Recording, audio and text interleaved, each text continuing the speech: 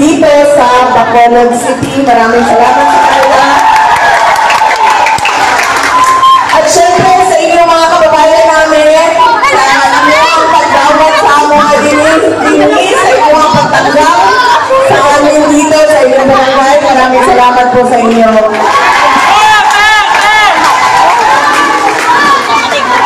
Alam niyo po, hindi po ito kampanya. Wala pa po election.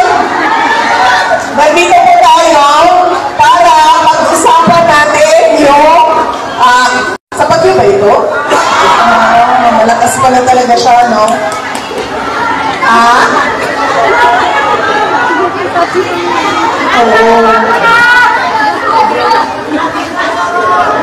Sige, hanapan natin lang. Thank you.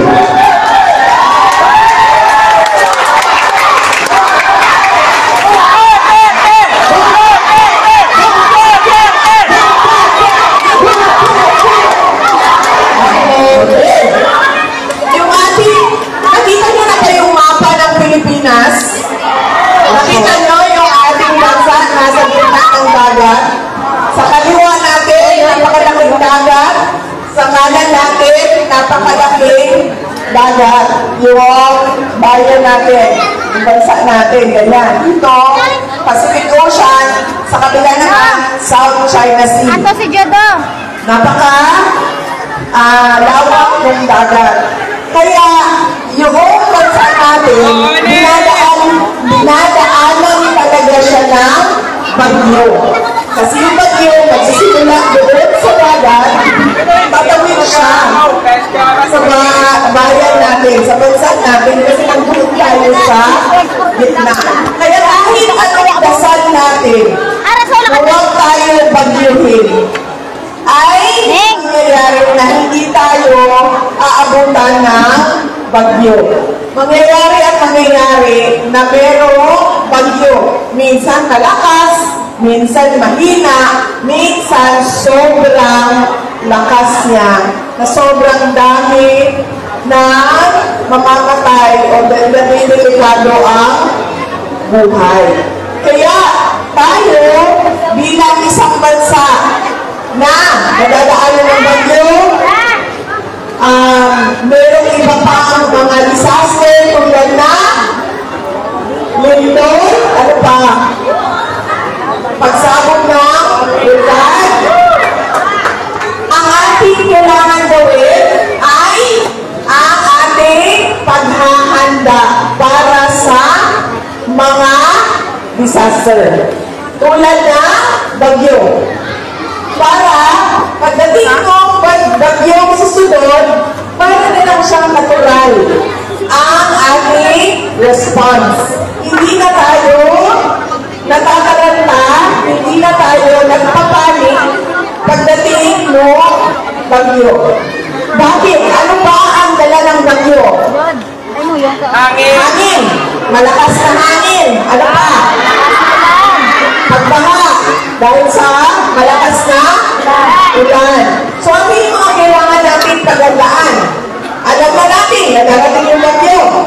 Alam na natin, magdadala siya ng hangin at tubig. Pagbaha at paglipad, posibleng paglipad ng kagamitan. So, ano ang kailangan natin gawin? Maghanda daw.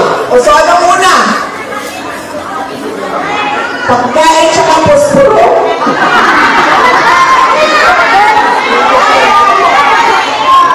Posporo?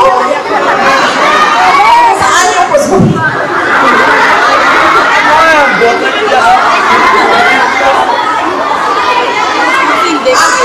Pagkain sila, guys. Kasi matuligado tayo sa posporo. Nagamit tayo ng kandila, pagkasunog naman yung susunod. Kailangan nakahanda yung flashlight. Una-una, magdasal. Magdasal tayo na hindi walang mamatay o walang masaktan sa ating pamilya. Pangalawa, maghanda na pagkain, flashlight, tubig. ba? Damit. Kumot. Ulan. Birth certificate. Ano pa? First aid kit. Napakahalaga. Ano pa? Oh. Diba? So yun lahat, dapat nakalista na yun. Kasi alam naman natin darating yung pagyo sa susunod na buwan eh. Diba? So nakalista na yun. Itong lahat, nakahanda na ito. Para hindi tayo natatanong kapag lecture na yung malakas na hangin, malakas na ulan, nandiyan na yung baha. Dahil anong nangyayari kapag natatanong ka, nagpapanik yung tao. Wala nangyayari. Kasi hindi na makapag-isip na ayos. Nakikita niyo yung mga tao na nagpapanik, sumisigaw na lang, sumisigaw na lang ng kung ano-ano, palakad dito, palakad doon, takbo dito, takbo doon. Kasi hindi siya handa. Hindi niya pinag-isipan na ito yung mangyayari, ito yung dapat kong gawin bago pa man dumating yun yung paglaban natin, yung kahandaan natin. Para kung mayroon pang baha, naayos natin yung mga gamit natin. Secure natin yung mga gamit natin. Kung mayroon pang baha, ay nakapag-evacuate tayo. Nadala natin yung mga mahalagang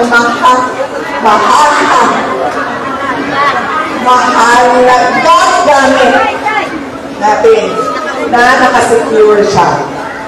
Kaya hindi na tayo nagugulat, hindi na tayo nagpapanik, hindi na tayo natataranta. Kasi alam natin, bagyo yan. So alam ko kung anong gagawin ko. Kaya gano'n ang paglaban natin sa bagyo. Pag-earthquake, ano naman? Bagyo, mayroong warning. Tatlong araw, 4 na araw, bigyan ka ng warning, may paparating na bagyo. Ang literal, may warning ba? Wala. So naman natin pag tayo na inumitan na.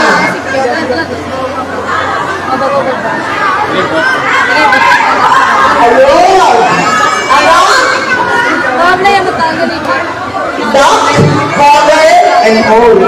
Bumaba, hindi ba, bakit kailangan bumaba? Para hindi kayo natumba. Kasi malakas ang window eh. So, posible na kung kayo, bago ang ulo. Kailangan yung bumaba.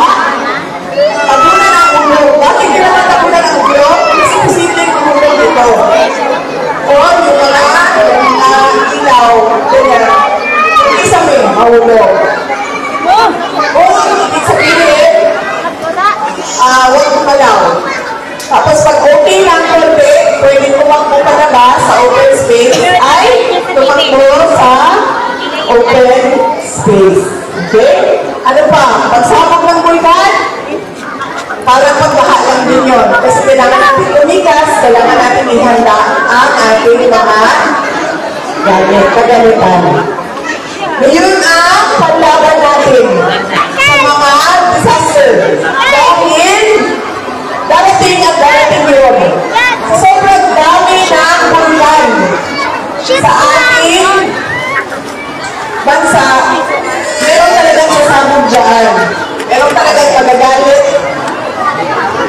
At sa laki ng fault line na dumadaan sa ating bayan, fault line ibig sabihin yung may sa lupa, gagalaw at gagalaw yun.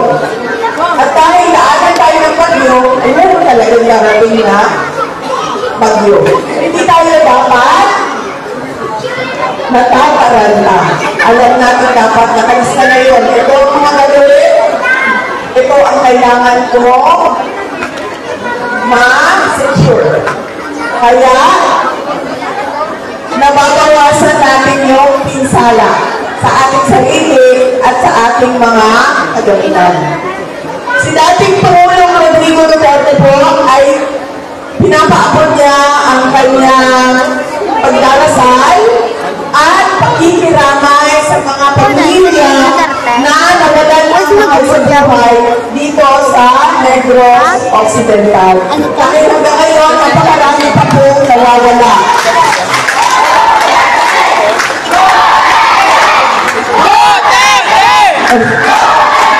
Makinig nila kayo kasi hindi pa election ngayon at hindi tayo nangangampanya.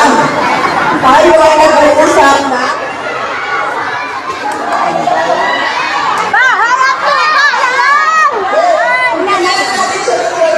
Gusto mo ba yun na yun? Nag-usoksa? Ay, sarang na kami. Ha? Ay, sarang na kami. Oo. Jollibee.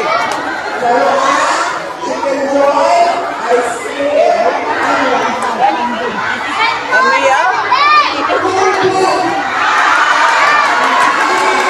Pamilya ka na.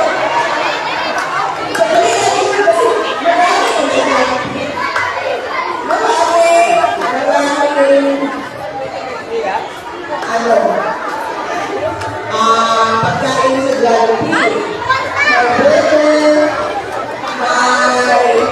may spaghetti, meron chicken joy, meron chicken pie,